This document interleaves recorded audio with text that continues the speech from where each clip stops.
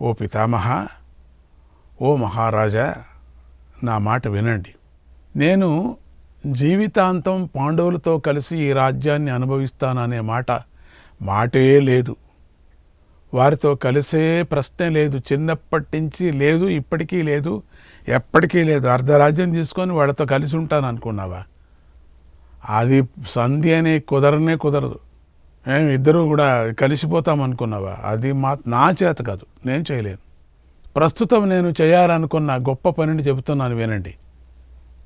నేనేమనుకున్నాను, నా మనసులో ఉండేది చెప్తున్నాను. పరాయణం పాండవానాం నియచ్చామి జనార్దనం. పాండవులకు పెద్ద దిక్కైన ఆ కృష్ణుణ్ణి ఇక్కడ నేను బంధిస్తాను. ఇది నా లోపల ఉండేటువంటిది.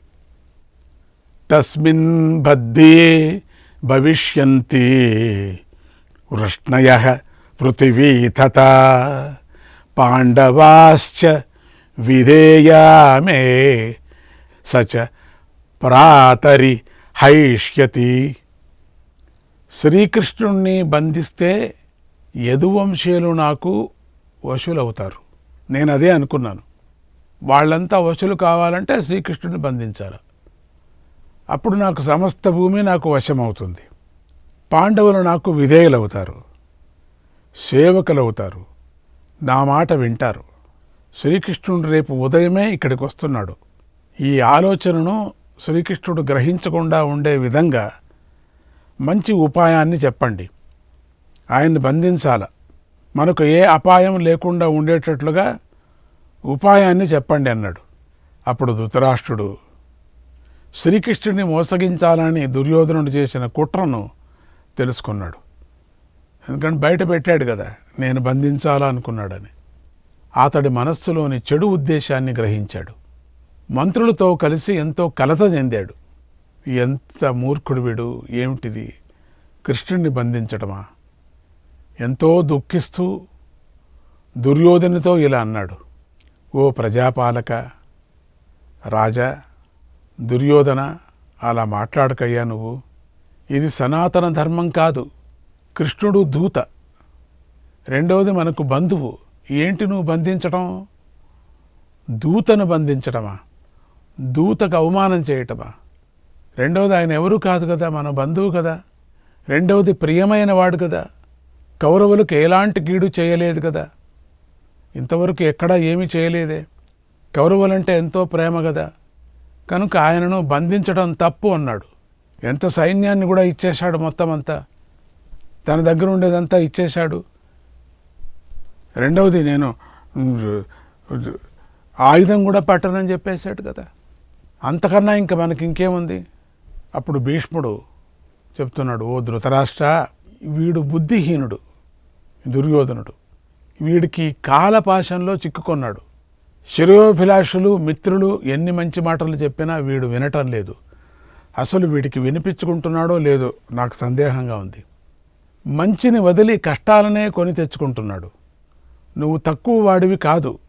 మంచివారి మాటలు వింటూ పాప పని చేయటంలోనే ఆసక్తి కలిగి ఉన్నావు. మంచి వాళ్ళ మాట వింటూనే పాపం చేస్తున్నావు. మామూలుగా పాపం వాళ్ళు చెప్పే మాటలు విని పాపం చేయాలా? నువ్వు ఇప్పుడు మంచివాళ్ళు మంచితనానికి చెప్తుంటే పాపం చేస్తున్నావు. ఇది ఏం విచిత్రంగా ఉంది. దారి తప్పిన నీ కొడుకు మాటలనే నువ్వు అనుసరిస్తున్నావు కూడా.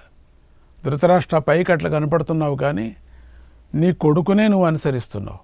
శ్రీకృష్ణుడు అతి సులభంగా పనులను చేస్తాడు. అతి సులభంగా ఎవరికి దుఃఖం కాకోకుండా చేస్తాడు. అటువంటి శ్రీకృష్ణుడిని ఎదిరిస్తే దుర్మార్గుడైన నీ పుత్రుడు మంత్రులతో సహా క్షణంలో నశించిపోతాడు. ఈ దుర్యోధనుడు ధర్మాన్ని విడిచిపెట్టాడు, నిజంగా విడిచిపెట్టాడు. అన్యాయంగా ధర్మం వదిలేశాడు.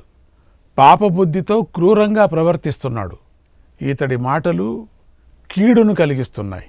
ఇక వీడి మాటలను నేను వినను అని వృద్ధుడు, భరతవంశంలో శ్రేష్ఠుడు, సత్యపరాక్రముడైనటువంటి భీష్ముడు ఎంతో కోపించాడు. ఇక వీడి మాట వినేం ప్రయోజనం లేదు, నేను వినను. వెంటనే ఆసనం మీద నుంచి పైకి లేచి సభ వదిలి వెళ్ళిపోయాడు. భీష్మ పితామహుడు అక్కడి నుంచి వదిలిపోయాడు, నాకు అక్కర్లేదని. శ్రీకృష్ణాయ పరమాత్మనే నమః. 89వ అధ్యాయం. తెల్లవారింది. శ్రీకృష్ణుడు ప్రాతకాలంలోనే లేచాడు. నిత్యకృత్యాలు ముగించుకున్నాడు. విప్రుల అనుమతి తీసుకొని హస్తినాపురానికి బయలుదేరాడు. అప్పుడు ఉరక స్థలంలో నివసించేవారు శ్రీకృష్ణుడి అనుమతి తీసుకొని వెనక్కి వెళ్ళారు. ఉరక స్థలంలో ఉండే వాళ్ళందరూ కూడా, ఆ గ్రామస్తులంతా. ఒక్క దుర్యోధనుడు తప్ప మిగిలిన ఆ ధృతరాష్ట్రుని కుమారులు భీష్మ, ద్రోణ, కృపాది వీరులందరూ చక్కగా అలంకరించుకొని తమ వద్దకు వస్తున్నటువంటి శ్రీకృష్ణుని ఎదురు వెళ్ళారు. ఎందరో పౌరులు శ్రీకృష్ణుని చూడాలని వివిధ వాహనాల మీద వచ్చారు. మరికొందరు శ్రీకృష్ణుడి దగ్గరకు నడుచుకుంటూ వచ్చారు. భీష్ముడు, ద్రోణుడు, ధృతరాష్ట్రుడి కుమారులు మార్గమధ్యంలో శ్రీకృష్ణుని కలుసుకున్నారు. శ్రీకృష్ణుడు వారందరితో కలిసి హస్తినాపురానికి బయలుదేరాడు. శ్రీకృష్ణుడిని గౌరవించడం కోసం నగరాన్ని చక్కగా అలంకరించారు. రాజమార్గాన్ని రత్నాలతో అందంగా తీర్చిదిద్దారు. ఆ సమయంలో కృష్ణుడిని చూడాలనేటువంటి కోరికతో ఎవరు ఇళ్లలో లేరు, అంతా బయట వచ్చి నిల్చున్నారు. స్త్రీలు, వృద్ధులు, చిన్నపిల్లలు అందరూ బయటకు వచ్చి నిలబడ్డారు. శ్రీకృష్ణుడు ప్రవేశించిన రాజమార్గంలో ప్రజలందరూ నిలబడి ఉన్నారు. శ్రీకృష్ణుడిని స్తుతించారు. ఆ తెరిచినటువంటి ఆ బంగారు రథంలో కృష్ణుడు నిల్చున్నాడు. అద్భుతంగా ఓ ఊరేగింపుతో వస్తున్నాడు. ఇక్కడ తెలుగు భారతంలో తిక్కన కవి గారు భగవంతుడిని చక్కగా ఇలా స్తుతించారు. ప్రాణంబుతో గూడ రక్కసి చన్నుల పాలు ద్రావిన ప్రౌఢ బాలుడితడే. ఎంత అద్భుతంగా ఉంది. ప్రాణంబుతో గూడ రక్కసి చన్నుల పాలు ద్రావిన ప్రౌఢ బాలుడితడే. వ్రేల్మిడి జాణూరు విరిచి లోకముల మెచ్చించినయా జగజ్జట్టి ఇతడే. వ్రేల్మిడి జాణూరు విరచి లోకముల మెచ్చించినయా జగజ్జట్టి ఇతడే. దుర్వృత్తుడగు కంసుదునిమి యాతని తండ్రి బట్టంబుగట్టిన ప్రభువితండే. దుర్వృత్తుడగు కంసుధునుమి యాతని తండ్రి పట్టంబు గట్టిన ప్రభువితండే. సత్యభామకు బారిజాతంబుపై గల కోర్కె తీర్చిన రసికుండితండే. సత్యభామకు బారిజాతంబుపై గల కోర్కె తీర్చిన రసికుండితండే. వెన్నలును గోపికా చిత్తవృత్తములను నరసి మృచ్ఛిల నేర్చిన హరియితండే.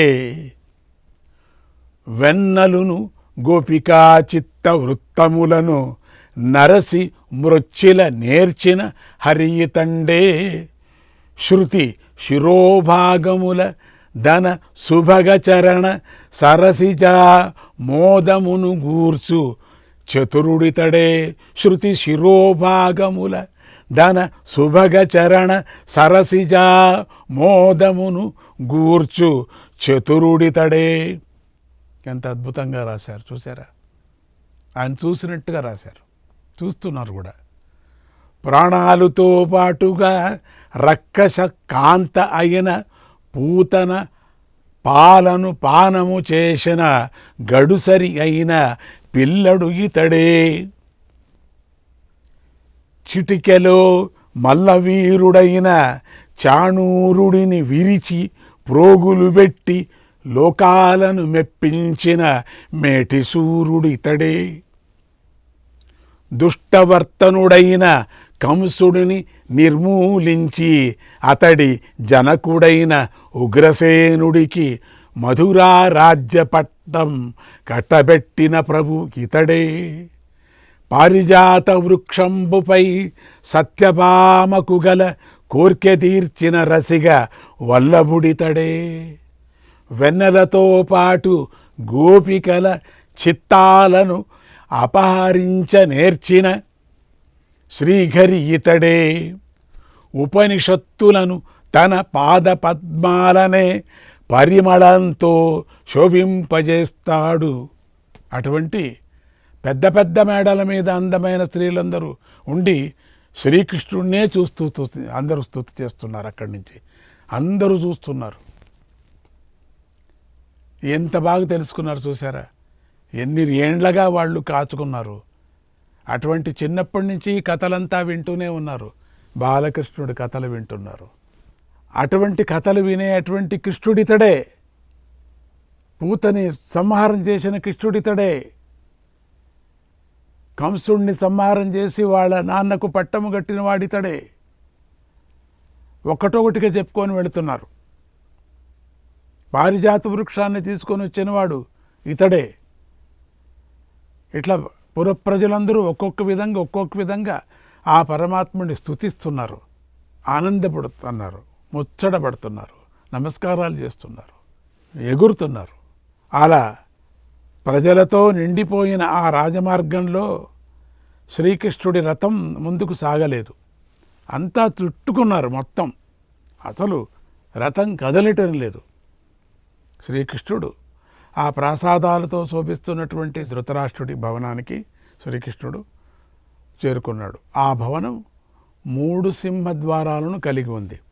శ్రీకృష్ణుడు వాటిని దాటి రథం దిగి ధృతరాష్ట్రుని సమీపించాడు. అప్పుడు ధృతరాష్ట్రుడు భీష్మ ద్రోణులతో కలిసి పైకి లేచాడు. కృపుడు, సోమదత్తుడు, బాహ్లీకుడు, ఇతర రాజులందరూ శ్రీకృష్ణుడిని గౌరవిస్తూ తమ ఆసనాల నుండి పైకి లేచారు. శ్రీకృష్ణుడు ధృతరాష్ట్ర మహారాజును కలిసి ఎంతో ప్రేమగా మాట్లాడాడు. భీష్ముడిని గౌరవించాడు. తర్వాత వయస్సును అనుసరించి క్రమంగా అక్కడున్న రాజులందరినీ పలకరించాడు. దగ్గరికి వెళ్ళి ద్రోణుణ్ణి, అశ్వత్థామని, బాహ్లీకుణ్ణి, కృపుణ్ణి, సోమదత్తుణ్ణి కలిశాడు. అక్కడ ధృతరాష్ట్రుడి ఆజ్ఞతో ఒక బంగారు సింహాసనాన్ని ఏర్పాటు చేశారు. దానిపై శ్రీకృష్ణుడు కూర్చున్నాడు.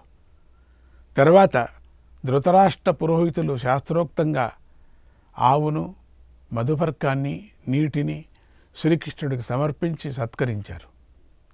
అతిథి పూజ చేశారు. తర్వాత శ్రీకృష్ణుడు నవ్వుతూ అందరినీ పలకరించాడు. ఆ తర్వాత శ్రీకృష్ణుడు ధృతరాష్ట్రుడి వద్ద సెలవు తీసుకొని భవనం లోపలికి వెళ్ళాడు. మర్యాద ప్రకారంగా కౌరవులందరినీ కలుసుకున్నాడు. తర్వాత అందమైన విదురుడి ఇంటికి వెళ్ళాడు. ఆ రాత్రి అక్కడికి వెళ్ళాడు. విదురుడు తన ఇంటికి వచ్చినటువంటి శ్రీకృష్ణుడికి స్వాగతం పలికాడు. మంగళ ద్రవ్యాలతోనూ చక్కని వస్తువులతోనూ శ్రీకృష్ణుడిని పూజించాడు. ఇక్కడ దుర్యోధనుడు చాలా చేశాడు. ఇక్కడ ఉండటానికి, ఇక్కడ ఉండకోకుండా ఎక్కడికి వెళ్ళాడు చూడండి. భక్తుడింటికి వెళ్ళాడు, పరమభక్తుడింటికి వెళ్ళాడు. యామే ప్రీతి పుష్కరాక్ష త్వద్దర్శన సముద్భవా సాఖి మాఖ్యాయతే తుభ్యం అంతరాత్మాసి దేహినాం. ఓ పుండరీకాక్ష, నీ దర్శనం వల్ల నాలో కలిగిన ఆనందాన్ని నేను చెప్పలేకపోతున్నాను. నువ్వే ప్రాణులందరికీ అంతరాత్మ అయి ఉన్నావు అని విదురుడు ఆ గోవిందుణ్ణి సత్కరించాడు. విదురుడికి ఎంత ఆనందమో. ఈ దుర్యోధనుడి ఇంట్లో ఉండకోకుండా అక్కడికి వెళ్ళాడు, భక్తుడింటికి. ఆ విదురుడు బీదవాడు, అంతగా లేదు అక్కడ ఏమి కూడా. అయినా అక్కడికి వెళ్ళాడు. ఆ విదురుడు బుద్ధిమంతుడు, మంచి హృదయం గల పాండవుల క్షేమం గురించి శ్రీకృష్ణుడిని ప్రేమతో అడిగాడు. అప్పుడు శ్రీకృష్ణుడు ప్రియమైన మాటలు విని ధర్మార్థాలను విడిచిపెట్టనివాడు, సత్పురుషుడు, రోషం లేనివాడు, బుద్ధిమంతుడు అయినటువంటి ఆ విదురుడికి పాండవుల కథనంతా ఉన్నట్లుగా చెప్పాడు. శ్రీకృష్ణాయ పరమాత్మనే నమః. 90వ అధ్యాయం. శ్రీకృష్ణుడు విదురుణ్ణి కలుసుకున్నటువంటి తర్వాత మధ్యాహ్న సమయంలో కుంతీదేవి దగ్గరికి వెళ్ళాడు. కుంతీదేవి శ్రీకృష్ణుడికి మేనత్త కదా. ఆమె శ్రీకృష్ణుడు తన దగ్గరకు రావటం చూసి సంతోషపడి కృష్ణుడిని కౌగిలించుకుంది. తన కొడుకులను తలుచుకుంటూ పెద్దగా రోదించింది. తన పుత్రులతో కలిసి తిరుగుతున్న ఆ గోవిందుణ్ణి కుంతీదేవి చాలా కాలం తర్వాత చూసింది. అందుచేత ఎంతో దుఃఖించింది. తర్వాత ఆమె శ్రీకృష్ణుడికి ఆతిథ్యం ఇచ్చింది. కృష్ణుడు కూర్చున్నాడు. దుఃఖిస్తూ ఉండటం వల్ల కుంతీదేవికి నోరు ఎండిపోయింది. అలాగే రోధిస్తూ కొంతసేపు అయిన తర్వాత ఇలా అంది, ఓ కృష్ణ, నా కుమారులైన పాండవులకు చిన్నతనం నుంచి గురుసేవ చేయటం అంటే ఎంతో ఇష్టం, ఎంతో ఆసక్తి. వారు ఒకరిపై ఒకరు స్నేహం కలిగి ఉన్నారు. అందరి చేత మంచివారని అనిపించుకున్నారు. వారు సమభావం కలవారు. వారిని శత్రువులు మోసగించారు. అందువల్ల వారు రాజ్యాన్ని కోల్పోయారు. జనము లేని అడవిలో కష్టాలు పాలయ్యారు. వారు కోపాన్ని సంతోషాన్ని జయించారు. విప్రులకు మేలు చేస్తూ ఉంటారు. వారు సత్యసంధులు. అయినా ప్రేమైన బంధువులను సుఖాన్ని విడిచిపెట్టారు. ఎంతో బాధపడుతున్నటువంటి నన్ను కూడా విడిచిపెట్టి అడవులకు వెళ్ళారు. అడవులకు వెళ్ళే సమయంలో పాండవులు పూర్తిగా నా హృదయాన్ని పెకిలించుకొని పోయారు. ఏముంది ఇక్కడ, నేను శరీరం అంతే నాది. వాళ్ళు వెళ్ళేటప్పుడు వాళ్ళతోనే వెళ్ళానా, నా మనసంతా వెళ్ళిపోయింది. వారు అడవిలో నివసించటానికి అర్హులు కారు. ఏ పాపమూ తెలియని వాళ్ళు. అయినా వారికి ఈ కష్టం ఎలా కలిగింది? నాయన, పాండవులు చిన్నతనంలోనే తండ్రిని కోల్పోయారు. నా వల్లనే లాలించబడ్డారు. సింహాలు, పులులు, గేనుగులతో నిండిన ఆ మహారణ్యంలో వారు ఎలా నివసించారు? తల్లిదండ్రులు ఇద్దరూ లేకుండా వారు ఎలా జీవిస్తున్నారు? ఓ కేశవ, చిన్నతనం నుండి వారు శంఖ దుందువుల గంభీర ధ్వనులను, మృదంగ వేణువుల మధుర నాదాలను విని నిద్ర నుంచి లేచేవారు. అలాగే తమ రాజధానిలో భవనాలపై భాగంలో జింక చర్మాలతో చేసిన పడకలపై పడుకునేవారు. వారు ఏనుగుల ఝీంకారాలను, గుర్రాల సకలింపులను, రథాల ఇరుసుల శబ్దాలను, శంఖభేరి నినాదాలను, వీణావేణు నాదాలను విని నిద్రలేచేవారు. వారిని విప్రులు పుణ్యాహ వాచనాలతో, మంగళకరమైనటువంటి ఆశీస్సులతో ఆదరించేవారు. ఆ విప్రులు గౌరవింపదగినవారు. వారు పాండవుల గుణగానాలను గానం చేస్తూ అభినందిస్తూ ఉండేవారు. వారిని పాండవులు రత్న వస్త్రాభరణాలతో సత్కరిస్తూ ఉండేవారు.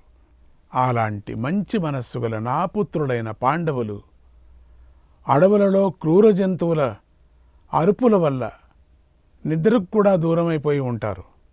ఎప్పుడూ వారు దురవస్థలను పొందదగిన వారు కారు కదా. ఓ కృష్ణ, వంది మాగధ సూత స్తోత్రాలతోనూ మేలుకొనే ఆ పాండవులు ఇప్పుడు అడవులలో క్రూర జంతువుల అరుపులతో ఎలా నిద్రలేస్తున్నారో.